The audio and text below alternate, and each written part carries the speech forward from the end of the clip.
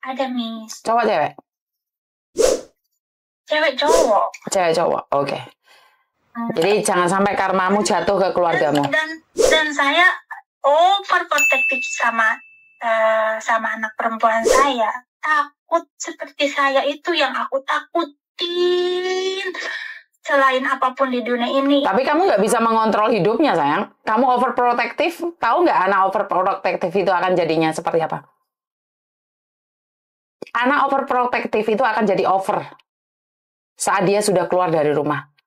Berapa anak yang melakukan hubungan intim di luar sana sudah melakukan kentu-kentu di umur 14 tahun karena ibunya, orang tuanya overprotective. Bukan menanyakan ada apa, tapi malah ini salah, itu salah. Akhirnya dia cari pelampiasan sama dengan kamu, mencari pelampiasan di luar sana. Anak itu bukan di overprotective, anak itu dijaga, diajak ngobrol. Bukan diomongin, diajak ngomong. Karena aku takut dia seperti aku, cukup aku aja loh. Tapi kamu bisa mengatur hidupnya, Meh. Kamu bisa mengatur hidupnya. Suatu saat dia nikah, mungkin nggak dia jadi pelakor juga? Nggak tahu kan kita? Lah, itu gini loh Mbak, kita gini loh. Kamu protect dia segitunya, tapi kamu sendiri jadi pelakor gitu loh. Buah itu nggak akan jauh jatuh dari pohonnya. Percaya dengan seperti itu? Iya. Ayolah. Garam itu menyerap ke bawah ya kan nih? Ya kamu sendiri sebenarnya pintar. Kalau kamu bisa jadi pelakor, emangnya anakmu nggak boleh jadi pelakor? Nggak boleh.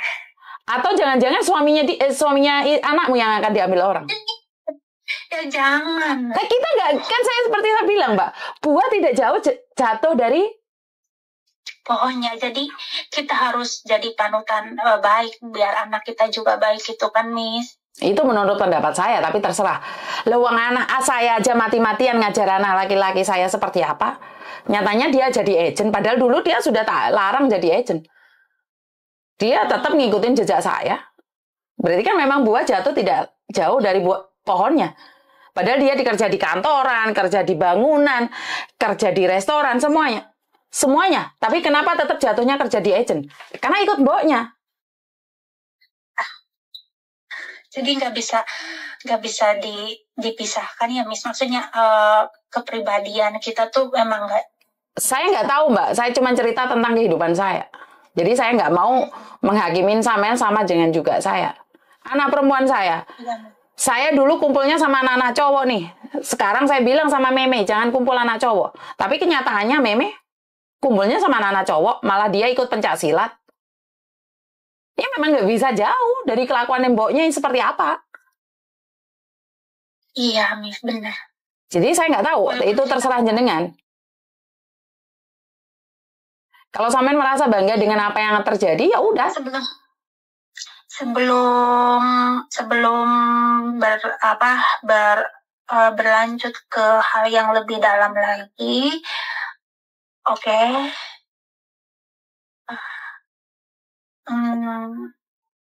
Oke lah, saya belajar untuk menghargai diri saya sendiri itu, walaupun itu tidak mudah gitu loh. Gak ada yang tidak mudah Mbak, semuanya tuh mudah kalau kamu berkata iya. Tidak ada yang tidak mudah, semuanya tuh mudah, tergantung dari kamu dan niatmu aja. Kalau sampean bilang mudah, mudah kok. Tapi kalau kamu bilang susah, ya terserah. Seperti yang saya katakan, anak tidak akan jauh kelakuannya dari mboke, dari bapake. Itu nggak jauh. Saya itu sudah nitipin anak laki-laki saya ke neneknya. Harusnya dia tidak tahu jejak saya. Anak perempuan saya titipkan sama ibu saya. Seharusnya dia tidak tahu jejak saya. Kenapa anak perempuan saya malah kelakuannya kayak tomboy? Karena dia tahu mboknya seperti apa. Aliran darahnya seperti itu. Makanya saya sangat kesulitan sekali nata anak saya yang perempuan. Karena sebenarnya apa yang dilakukan oleh anak perempuan saya itu adalah kelakuan saya. Iya ya, Miss. Nggak bisa, nggak jauh Mbak. Kamu protektif anakmu mau gimana? Lah kamu aja nggak bisa jaga dirimu, kok gimana kamu jaga anakmu? Bagaimana kamu mengajarkan anakmu sebuah harga diri, sementara kamu tidak bisa menghargai dirimu sendiri? Bagaimana kamu mengajarkan anak tentang lampu merah sementara kamu selalu nyerobot lampu merah? Aku kan anak aku belum pulang aja jam 7 malam ya. Aku bilang pulang udah malam loh. Udah malam buruan pulang. Jangan lama-lama di luar. Iya mas sebentar ini. Aku tuh pokoknya takut terjadi. Emangnya kejadian itu terjadi di malam hari aja? Selingkuh kan bisa aja di siang hari. Melakukan suatu asusila bisa di siang hari. Seperti yang saya katakan, pokoknya apa yang kamu lakukan dahulu, itu yang dilakukan oleh anakmu. Mungkin anakmu kan jauh, nggak dekat sama kamu. Kamu nggak tahu apa yang dia terjadi. Saya tidak berbicara tentang kamu, berbicara tentang diri saya sendiri. Anak saya suka camping, malam keluar, pencaksilat, jam 3 malam ke kuburan. Itu yang dia lakukan. Itu sama dengan saya, padahal saya tidak pernah menceritakan masa lalu saya sama anak saya. Kadang-kadang saya cuma mikir, kenapa Meme dulu pulang Indonesia? Kalau dia tetap di Hong Kong, nggak mungkin dia lewat-lewat kuburan tengah malam. Tapi mau gimana lagi? Mau gimana lagi? Dulu saya melakukan itu. Paham nggak? Jadi menurut pendapat saya, jangan katakan itu kamu mencintainya apa gombal mukio. Tidak. Tidak ada cinta untuk sebuah pelakoran.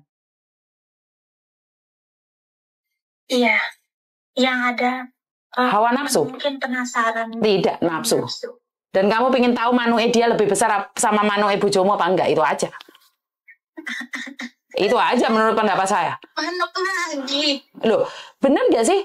Kalau bukan gara-gara manuk, kamu nggak mungkin dong terpincut-pincut. Enggak loh, Mi. Ya, saya nggak tahu. Saya cuman berpikir jelek aja. Kalau kamu tidak membutuhkan manuk, kenapa kamu kejar-kejar manuk orang? Mis, aku nggak ngejar, nggak pernah nelpon. Saya nggak tahu, Mbak. Saya nggak tahu. Saya cuma dengar sama cerita. Kan saya boleh dong ngomong atau menghakimi. Tapi aku kan ngomong, Mis. Ya, Mis nggak tahu. Tapi kenyataannya aku tuh nggak pernah telepon dia dulu. Mbak, dua tangan ini tidak akan ada bunyinya kalau dua-duanya tidak bertemu. Oke? Dia nelpon kamu, tapi kamu tidak mengharapkan dia. Nggak bunyi ini tangan ini. Ini nggak bunyi. Ini berbunyi karena dua tangan. Oke? Jadi jangan kasih saya alasan bahwa kali kamu tidak mengejarnya. Kalian itu uber-uberan. Kayak penari India. Habis itu nari-nari, joget-joget. Sudah bisa menyakiti hati orang, bangga. Habis itu aja. Nggak ngerti. Saya nggak ngerti. Saya sudah bilang nggak ngerti. Ya menurut pendapat saya seperti itu.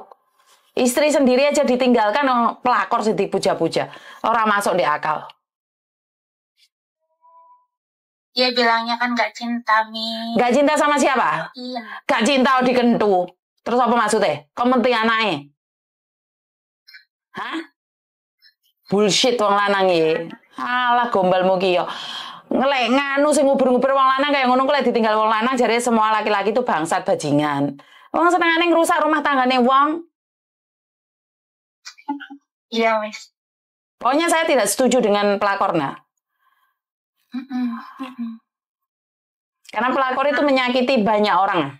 Yakin, kehadiran pelakor itu menyakitin banyak orang. Aku jangan ngomong orang lah, aku juga merasakan sakit kenapa. Lah kenapa kamu harus balas dendam? Kan ya enggak? Iya, aku dendam. Dek kamu ngomongnya nggak cinta bojone. Ketemu bojone ya dikeloni. Iya. Alah. Mungkin enggak. Ngomong nggak cinta. Aja kita yang ngerugi kan. Ya nggak tahu kita. Kamu aja kali, aku nggak kok. Iya, misalnya enggak. Pokoknya mah kok.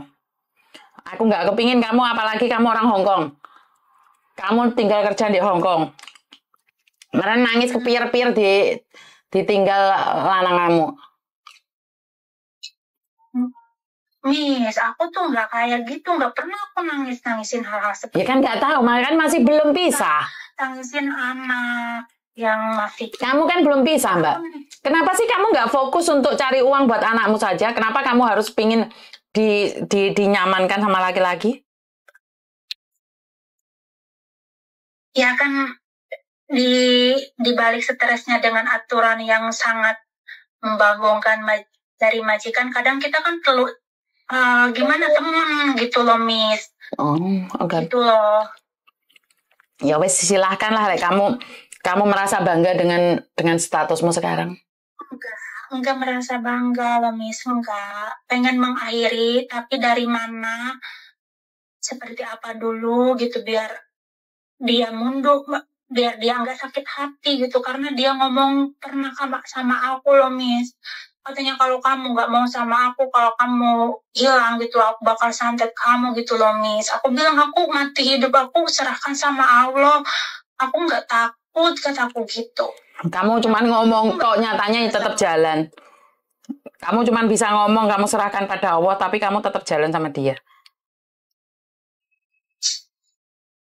Iya ya, Miss.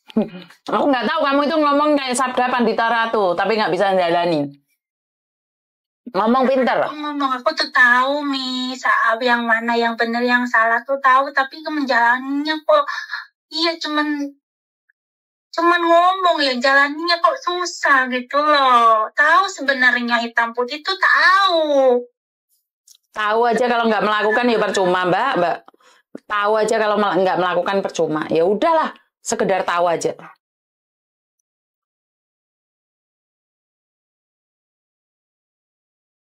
Jadi say no untuk pelakor ya, Miss ya. Nggak ngerti, kamu artikan sendiri, saya. Saya tidak ingin menghakimi. Tapi saya cuma ingin bilang, hidup ini bukan buat main-main dan sandiwara. Ntar kamu selesai telepon sama aku, habis itu minta take down itu videonya. Tak ajar kamu ntar. Enggak usah. Emang ada yang minta take down? Enggak lah. Yang ngomong aja. Miss Juni udah siap dengan komenan di bawah, mbak-mbaknya yang pasti nyumpas serapa gitu, gimana aku tuh ya emang harus yang intinya semua tindakan tuh harus udah tahu konsekuensinya kayak apa, kayak kita mau ngomong ke majikan, mau ngebreak atau mau notice apa segala macam, kita kan harus udah tahu gitu loh konsekuensi buruknya gitu loh, intinya gitu. Ya keputusan ada di kamu, dan ada yang lain lagi nggak? Udah lama tuh Miss teleponannya. Lu nggak tahu, kamu sudah hampir 1,5 jam lebih. Nggak ada, Miss. Ya nggak ada. Nggak ada? Nggak ada. Udah. 1,5 jam lebih loh, hampir 50 menit loh. Kamu bilang nggak ada? Hampir 1 jam ah? Kan Miss tanya, ada lagi nggak? Kata aku bilang ya udah Miss, nggak ada. Oh nggak ada, tapi kira belum 1,5 jam. Ya udah wes, makasih ya sayang ya. Jangan sakit hati dengan omongan saya ya. Yo, sama-sama. Oke, yo, bye-bye. Oke, jadi buat teman-teman, saya telepon masuk mana? Halo. Halo, assalamualaikum.